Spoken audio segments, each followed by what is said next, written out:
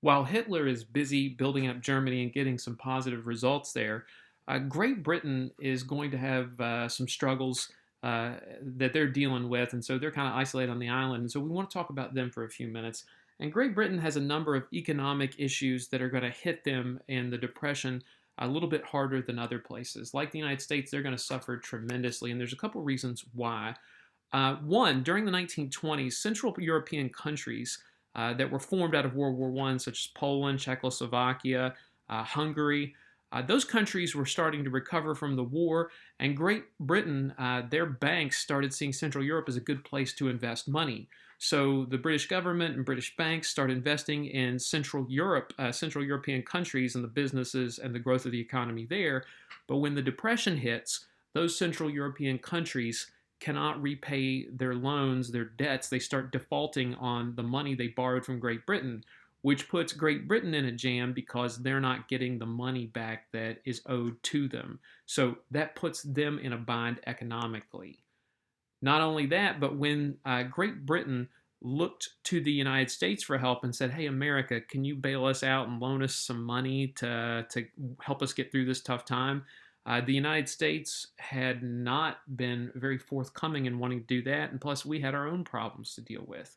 American banks were at a loss, and they weren't really interested in loaning out money because they had tightened up. They had to tighten up what they were going to loan out to different countries and different businesses. So American banks and the American government not really interested in loaning out money to Great Britain, so they're in a jam. All right. Great Britain has to do something for them that's unthinkable. They have to abandon the gold standard. I remember earlier in the year we talked about how the British pound was connected to a certain amount of gold, and now that's no longer the case. The British pound was only valuable because the British government said it was. So they have to abandon the gold standard and print more money, which takes the issues of the Depression and helps worsen them to an extent. People realize their money is no longer as valuable as they once thought. And so for Britain to abandon the gold standard, they felt like they had to do it. There was no choice in the matter. Okay? Finally, all of this leads to increased unemployment. British banks are struggling because of the Depression, and then they're struggling because Central Europeans can't pay them back. They don't have America to come in and help them, so they have to abandon that gold standard. That hurts businesses even more and leads to increased unemployment. And so Great Britain's struggling in the Great Depression just like other countries, but it's made worse by some of their choices, just like in the United States. Their choices helped make the Depression worse than it had to be. Great Britain, when it comes to foreign issues, was engaged in what we call the appeasement policy. As we talked about, they kept giving Hitler what he wants as long as he promised to behave himself. And the appeasement policy was not well received. You see right here a political cartoon criticizing the Munich crisis. And Hitler, notice it says it's his Czech barber shop, and Hitler is the guy cutting your hair. And the haircut that you get, and then in this case, Neville Chamberlain, who's supposed to be the British lion, the lion has been robbed of all his hair. And notice, too, that the hair on the ground of the barbershop says British prestige, meaning that Hitler's making a fool out of Great Britain. They're trying to avoid another war, but in the process of trying to avoid another war, all they've done is embolden Hitler and allowed him to rearm his country. Okay, so Great Britain's struggling economically. The Soviet Union, let's go over there for a few minutes. In the Soviet Union, they'd been having economic problems, so the Depression hurts, but they were already accustomed to it. It's almost like living in West Virginia to a degree.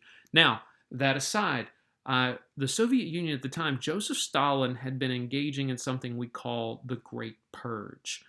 Stalin was very paranoid and always fearful of anybody who got too popular politically in his country. And he starts having people purged or executed for real or imagined crimes. You see right here, Soviet soldiers executing people. They're going to hang multiple people who are considered enemies of the state. And remember, they had been doing this for a while, getting rid of quote-unquote enemies of the state, people who were arrested by the secret police. A lot of them are thrown into gulags, but Stalin is having many of these people eliminated for reasons, some reasons that they were political enemies, but sometimes There's simply just too many people in Russia. Part of that purge also extended to the military. Any military officers he thought were out to get him, or he didn't think were loyal, or were becoming too popular and maybe a threat to his power, he'd have them killed.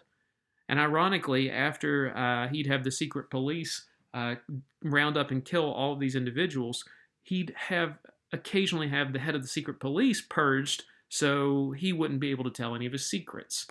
And not only that, but then you have situations like this. You have a picture of Stalin and some of his closest allies.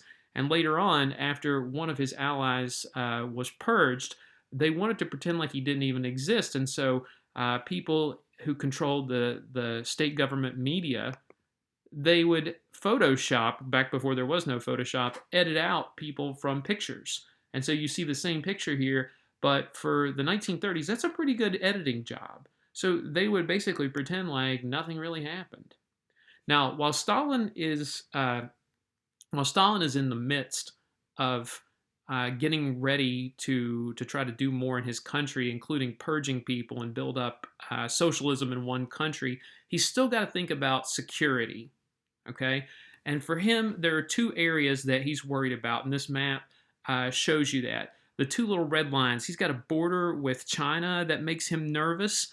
Because it's not China that really makes him nervous, it's Japan that's close by. Not only that, but his border with Poland over there as well.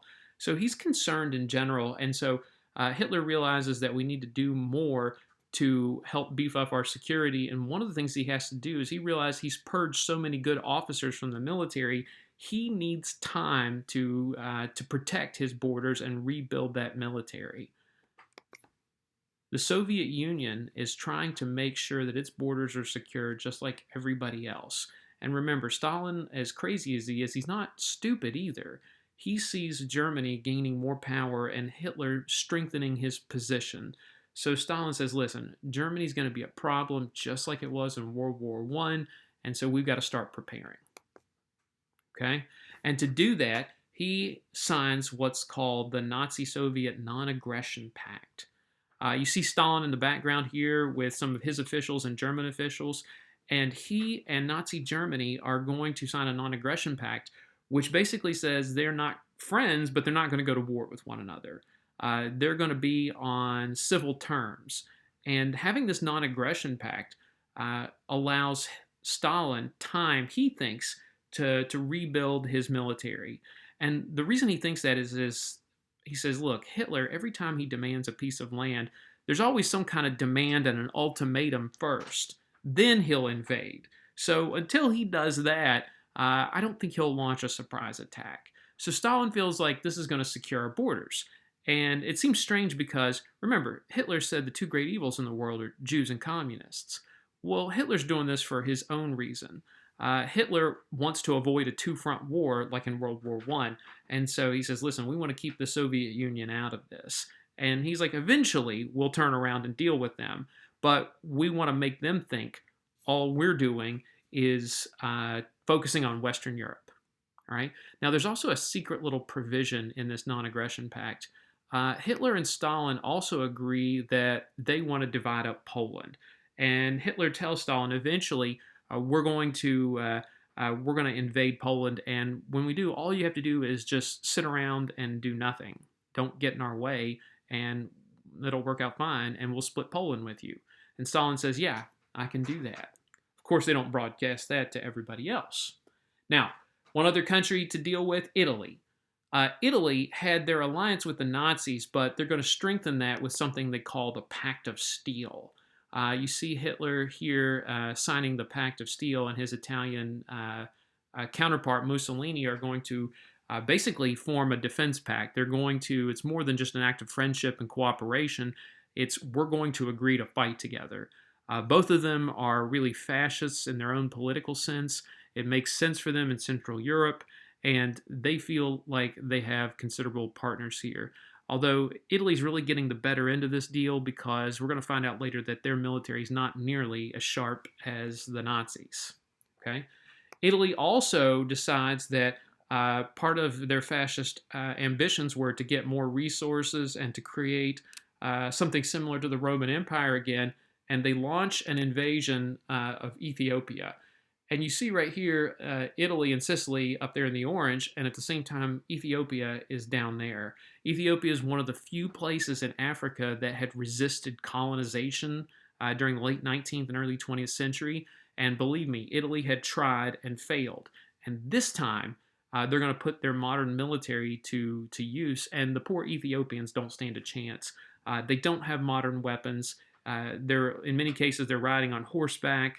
They have small arms, nothing serious like artillery or air power, and the Italians run them over very easily. Meanwhile, Italy, in terms of its economy, is trying to branch out and do some different things. And we mentioned before in the 1920s, one of the programs Mussolini had started was the Gold for the Fatherland. You trade in your gold and you get like some kind of steel ring like this or a steel bracelet. They also had what they called the Battle for Grain, where they said, listen, we need to up farming productions. And you get this great propaganda photo here of Mussolini standing on top of a tractor. And if that wasn't good enough for you, I can do one better. Here you see Mussolini, a shirtless Mussolini, who's out there saying, I will help get agriculture in a way that other leaders don't. I'm out here harvesting the crops just like you guys. I'm one of you. Of course, that's really not the case at all. Okay? So we'll get to Japan next, but Italy trying their best to utilize their land, make themselves self-sufficient, and be like one of the big boys.